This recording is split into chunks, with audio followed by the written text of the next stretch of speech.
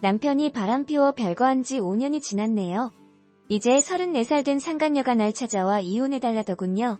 멍청한 게 남편이 이혼 안 하려는 걸 아직도 모르더라고요. 남편이 정관수술한 것도 모르는 눈치였어요. 29살 젊어서 예쁘던 그 아가씨는 내 남편을 사랑한다며 눈물을 펑펑 흘렸습니다. 그리고 5년이 지난 지금 34살에 더 이상 젊지 않는 그 여자는 나를 찾아와 이혼을 해달라고 하네요. 나는 그때 들었던 말을 그대로 돌려줬습니다. 넌 사랑만 있으면 사는 거 아니었다. 부부라는 굴레에 갇혀 애들 때문에 억지로 사는 건 슬픈 일이야. 천년만년 그 예쁜 사랑 열심히 뜯어먹고 살아. 부부라는 굴레에 갇혀 살지 말고. 5년 전 남편의 외도 사실을 알게 된 나는 제발 이혼만은 말아달라는 남편에 결국 벽거의 탈을 쓴 이혼을 선택했다. 이혼은 안 했지만 재산 분할과 양육비는 모두 정리된 상태. 공동명의였던 집을 넘겨받았고 양육비는 월 300만원씩 받기로 했다.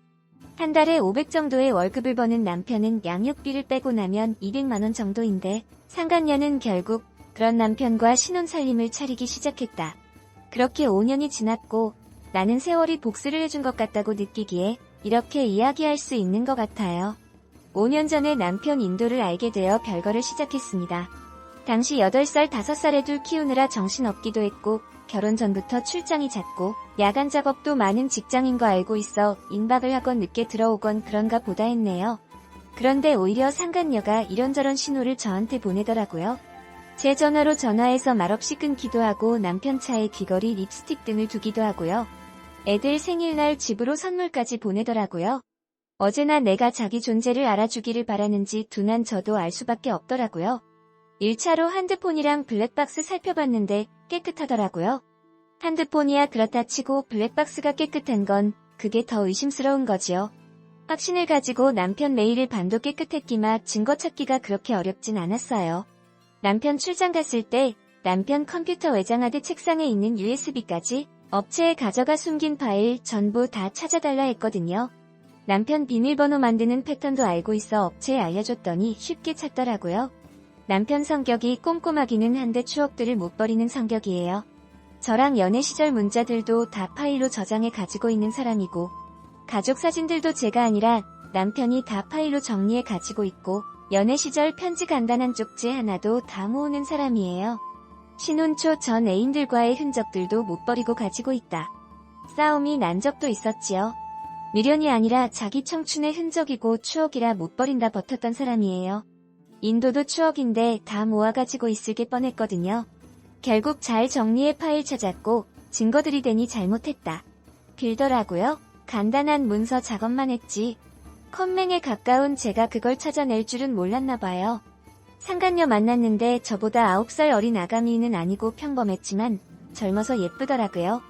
당시 29살 상간녀가 눈물 펑펑 흘리며 사랑한다 하더라고요. 하하하, 내가 둘 사랑 갈라놓은 마녀인 줄 알았네요. 잘못했다. 빌면서도 내심 일이 터져 이혼하기를 바라는 속마을 숨기기도 못하더라고요. 남편은 이혼만은 하지 마라 달라고 애원했고 결국 별거에 탈을 쓴 이혼을 했어요.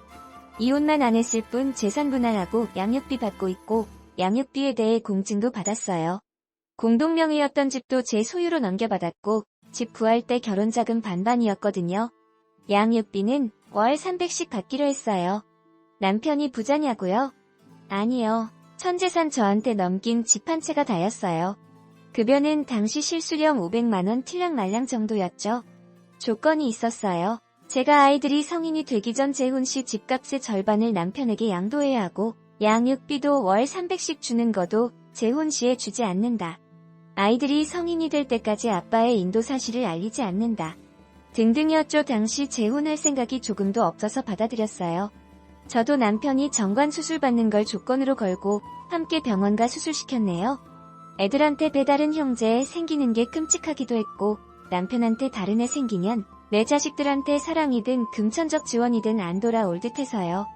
시부모님 부자는 아니어도 남편한테 집 한 채는 남겨주실 능력 되는 분들이고 남편도 애들한테 뭐라도 도움되겠지 싶고 그렇게 사랑한다는 상간녀 아가씨가 사랑만 가지고 얼마나 사나 궁금했거든요.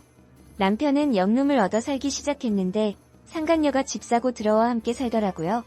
당시 그게 화나기보다 남편이 양육비 300 주고 나면 200도 안 되는 돈으로 월세 내고 용돈 내, 각종 공과금 보험 내고 나며 생활비로 얼마 줄지 참 궁금하더라고요.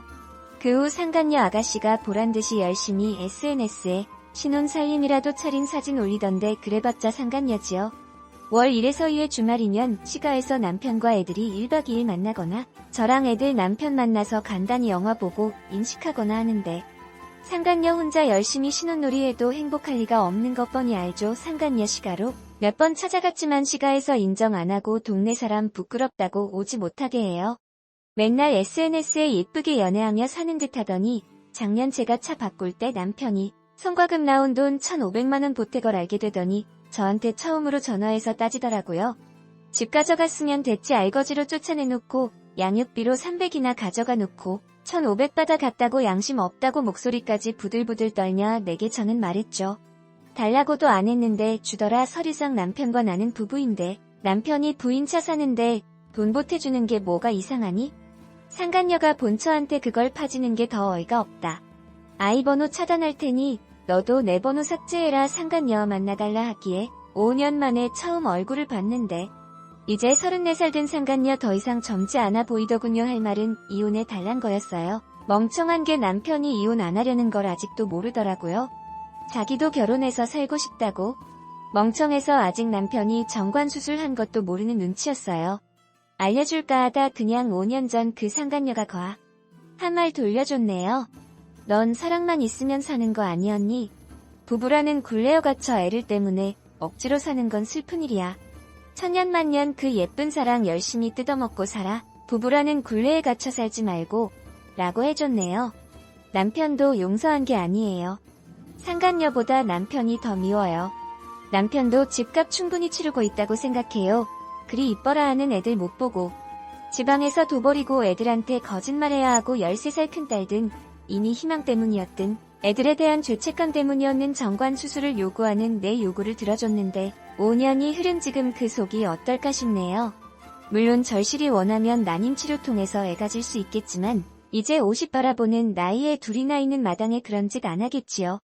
참 궁금해요. 이제 5년 지났는데 앞으로 5년이 더 지나면 저 둘은 알콩달콩 함께 살고 있을까요? 그때까지도 상간녀 아가씨는 남편 정관수술한 걸 모를까요? 우리 애들 대학 갈 때까진 이런 지저분한 사정 몰랐으면 좋겠는데 큰딸이 눈치가 빨라서 상처 많이 안 받기만을 바라봐요. 오늘의 사연 여기까지입니다. 끝까지 시청해주셔 감사합니다. 1. 참으로 현실적인 선택입니다. 남편이 양육비 300씩 대줄 수 있어서 그 또한 다행입니다. 그 상관녀도 어찌 보면 대단하네요. 다 주고 원룸에서 200으로 사는데 거길 들어와 지금껏 살고 있으니 거참. 이순이야. 남자는요. 나이가 70이 돼도 아이 갖는 걸 원합니다. 예전에 속성이 그랬잖아요. 그러니 혼자서 안심빵 돌리지 마세요. 순이도 인생이 많이 망가졌어요.